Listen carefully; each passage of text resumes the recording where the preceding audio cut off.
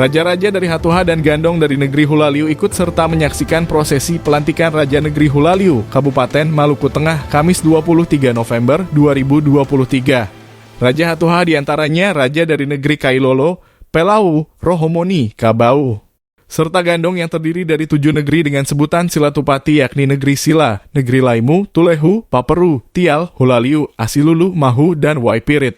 Raja-raja Silatupati bersama rombongan tiba di negeri Hulaliu sehari sebelum pelantikan Rabu 22 November 2023.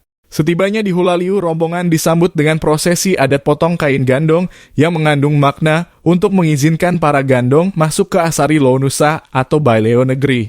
Potong kain gandong dilakukan oleh tua adat negeri Hulaliu, Yance Siahaya. Sementara itu, Raja-Raja Hatuha tiba di negeri Hulaliu sekitar pukul 09.00 waktu Indonesia Timur.